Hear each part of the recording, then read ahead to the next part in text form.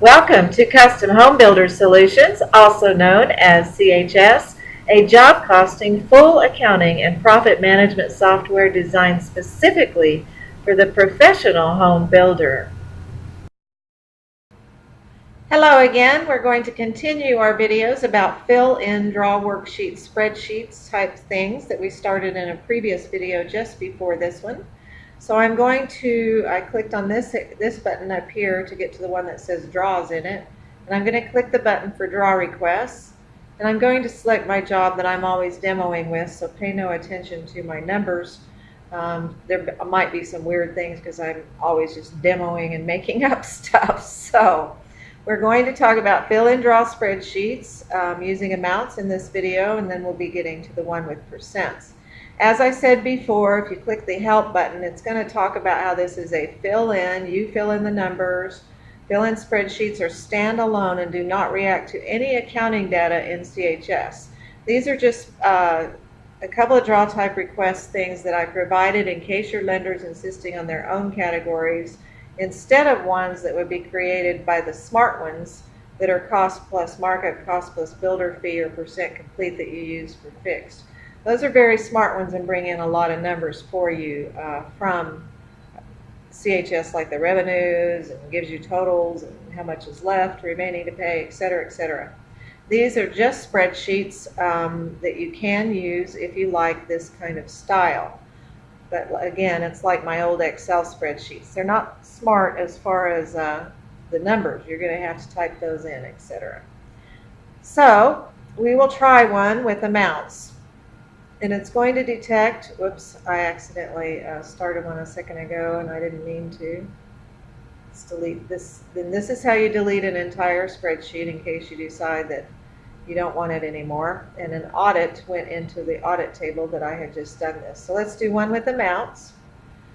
Okay, in the previous video we opened a blank worksheet and I showed you how to add your own categories in and set it up in a template job, so that if your bank always has the same kind of categories and you're wanting to use that where you set up your own categories, you can set up a template job, which I set up a couple of ZZ ones, one for the draw amounts, and if I selected that and copied from it, I'd get those categories from my template, or I could get categories that I'd use from other jobs, etc. But in this case, we are going to create a worksheet from costs on the budget, and then one that's by stage, and it won't take all that long to just create one. And I'd like to show you down here, I have a couple of the budget reports opened up here. And you can see that it has budget amounts and marked up amounts. And you can see that we have a lot purchase line, which I added in, which is going to mean that I don't have my sales price done right, because I just did that real fast because I want to talk about having a lot price in a draw. So if you come down here, you'll see the totals of the budget and the marked up, which is all the way down at the bottom. And ignore this price.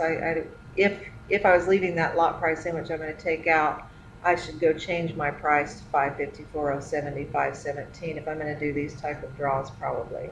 This is based on a 25% markup that was applied to everything, so that's the totals we're getting. So if we do one just asking for the budgeted cost, they should total to this, unless we put in a profit line for the difference between these, which is $110,815.01. But this is the budget with all the individual cost code lines, and you can start a draw worksheet from all of those.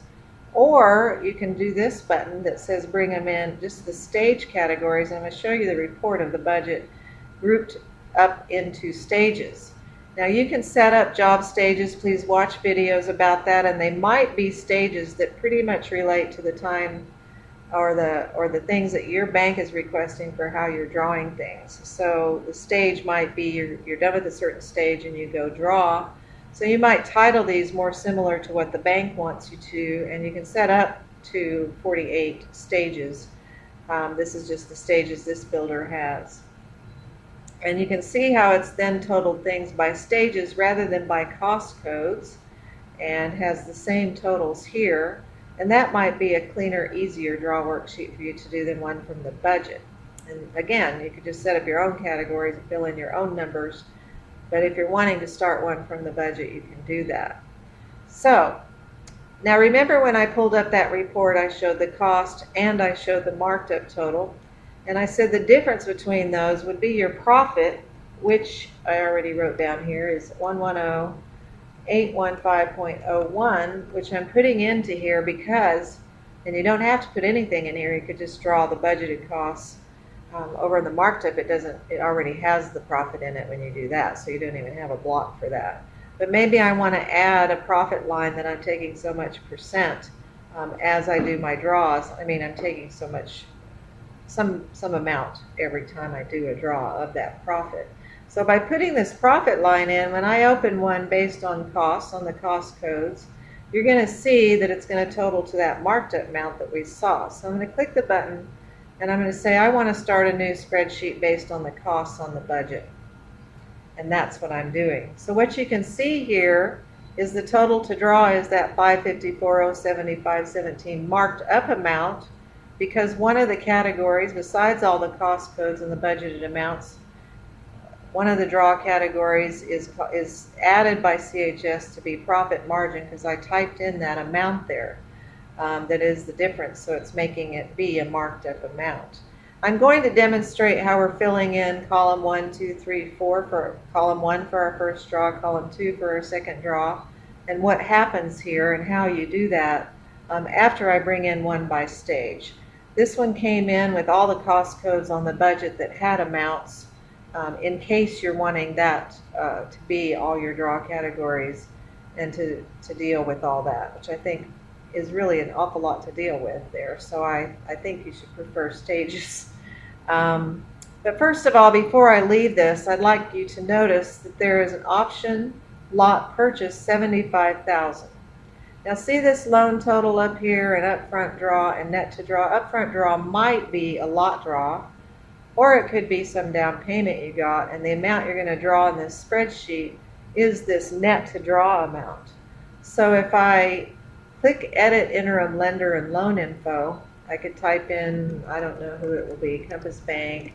I could fill in the lender phone and contact and email, but I'm not going to do that right now. So let's say the loan total is going to be for that budgeted amount. I mean the marked up, they're going to loan the whole thing, I guess, or something. Or we're doing this to the buyer. I don't know. But I'm just going to play like I'm using this. And then the upfront draw, I'm going to say minus, actually there was 25% put on that, so, whoops, I made it go funny because I went off of it, but let's do times 1.25 because it was 25%. So minus 93.70 is our, is that minus 93.750? Yeah. And so the draw, the rest of the draw, say the bank gave us an upfront draw that included the profit, or maybe they just gave us an upfront draw. Let's say they did just give us an upfront draw for the cost, of course, of the lot. That makes more sense.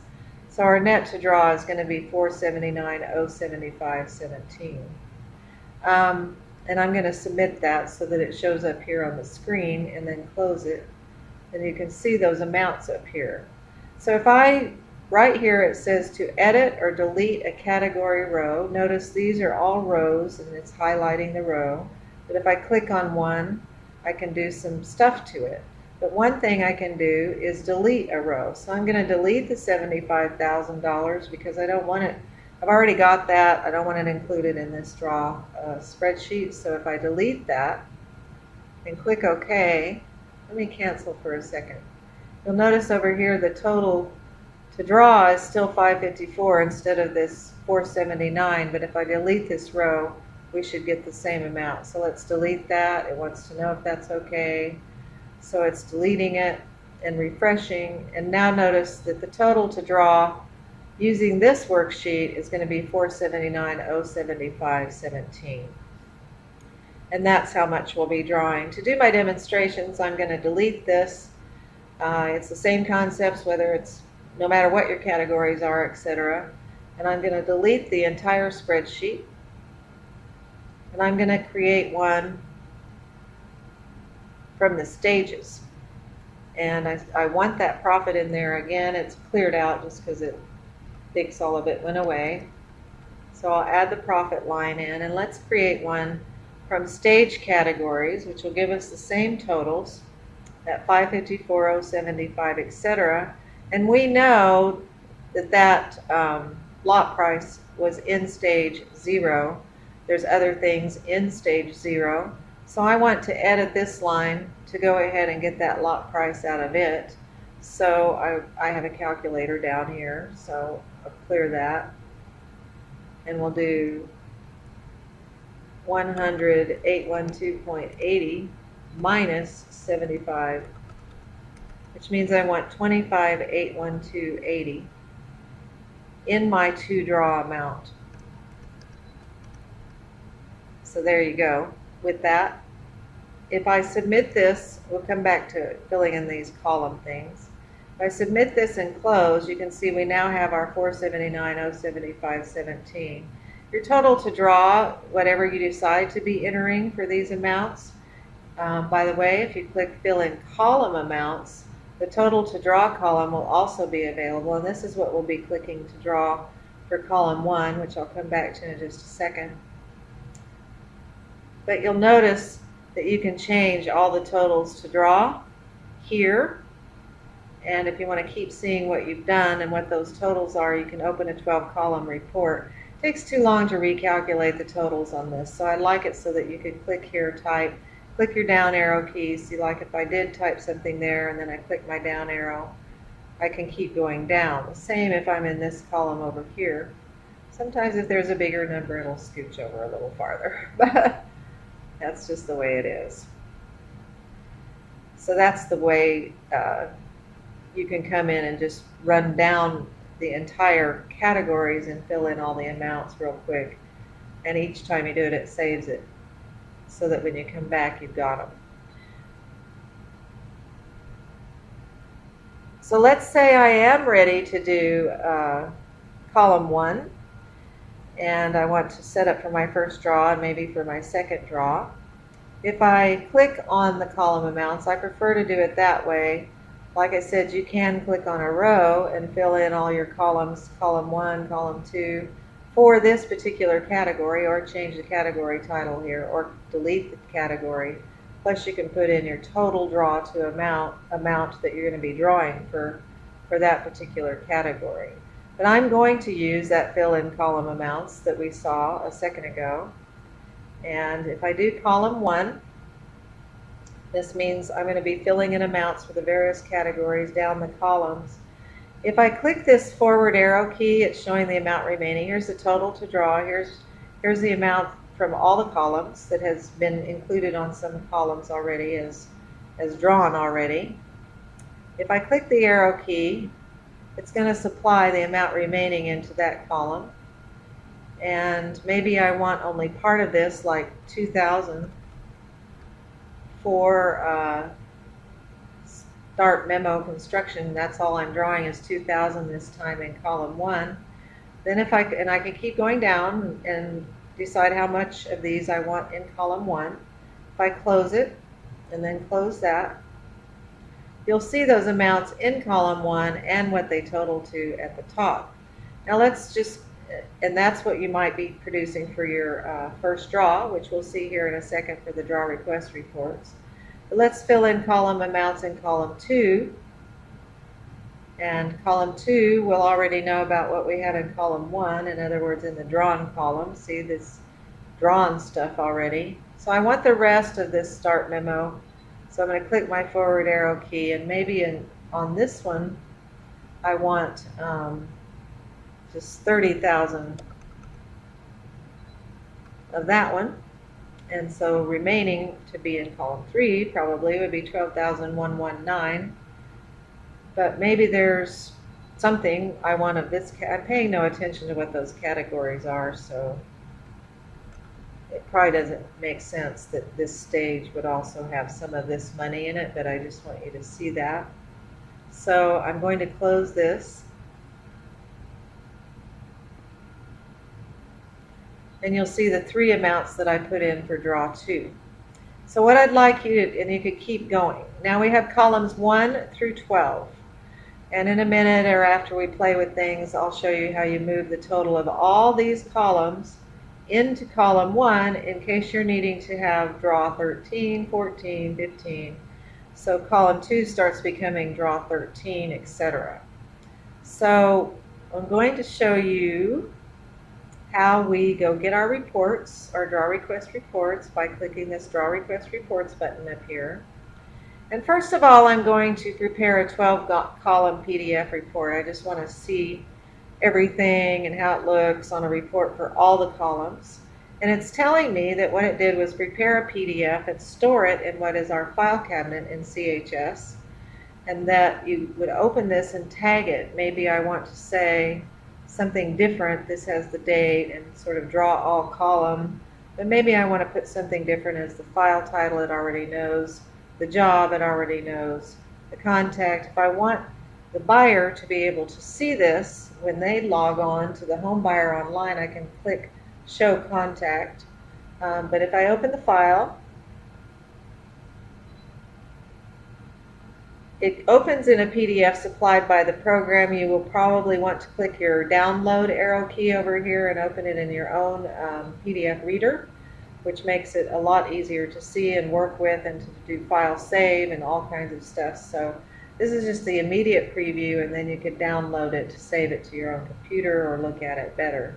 But you can see that column 1 and column 2 has amounts in here, and it's just showing these. It's not saying this is a draw request for any particular amount, because it's showing all the various basically draws.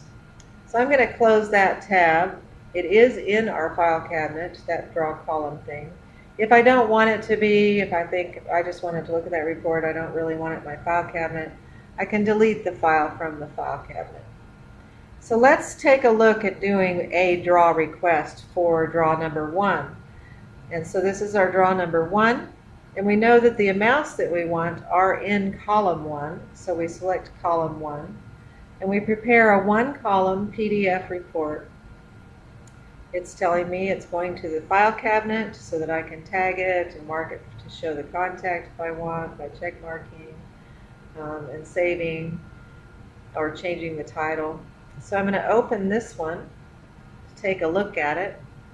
And what you can see, and I'll get back to this in a minute, this stuff in the top here you can change for what prints at the top of draw requests. This we typed the undersigned contractor, and I'll show you that where that is in a second. But you'll notice that there's no prior request because we selected column 1 to be the column for this request, and total requests so far are just this much, and then remaining from our amount is this 451. It's calculating that, and that is your draw request. And it is stored in the file cabinet. You again can download it, send it to your own PDF, email it as you need, save it, etc. But I marked it to show the context, so the buyer actually, if they get online, could see that one. So I'll close this. Let's say this is going to be draw 2, and we know our numbers are in column 2 for that. And by the way, if you moved everything, you had all columns 1 through 12 moved into column 1 and you were ready for draw 13, you would be putting draw number 13 here and selecting column 2 also, because everything 1 through 12 is now in column 1. So but that's not our case right now, so we'll just prepare, stored it in the file cabinet. It made a PDF that's already stored. We're going to open it and take a look at it. And the difference in this one from the previous one is now we have stuff showing up in our prior request, which right now is just the total of what was in column 1. If we were doing draw 3, this would be showing the column of 1 and 2, and then the column 3 right here. But this request is our amounts from column 2. Shows the total requests, the prior plus this request together, and the remaining to draw. So that's what happens when you do draw requests. Like I said, it's not smart as far as bringing in anything about revenues or what's owed or anything. You would want to probably print a list of job revenues, in other words, money that has been received from the buyer. You also might want to print a list of change orders to get those drawn, or to give to the, have the customer pay you. If you do the change orders one, You will get it in an HTML, and it's showing all of the change orders here. You can view the draw requests that are stored in your file cabinet, which we just did. We did one for all columns. We did one for draw 1, one for draw 2. If you click the PDF thing, you'll be able to open them and look at them again. So they're stored in the draw file cabinet, which is good, so you can see what you did produce before. So let's close this real quick. Let's delete this entire spreadsheet. And it says it's been deleted. Do amounts one more time. And notice that if I'm just going to do, I think you'll get it, that the marked up budgeted costs would come in if I did this one with all those cost codes and everything. But if I do one by stages, it's already marked up. There's no profit line. It's that 554. You would do the same things to enter and do things. And if I just fill in a bunch of this line. Let's play like I did 50,000 here in column 1, or 5,000. Let's do 55,000 now. And 30,000 was in column 3, and let's say we filled in all of these, all 12 columns. It'll start, look what happens if I do 75,000. It's going to tell me I've gone over the amount for the draw for this category. See, total drawn for this category is showing at 165, and the to draw amount was that. That's why I prefer to do, I can see that the remaining is 36,015.99 if I want to just get the whole amount drawn, or I might have had it all in column 1. But if I submit and close, you'll see how these numbers are starting to be for draw 1, draw 2, and then draw 3 and draw 4.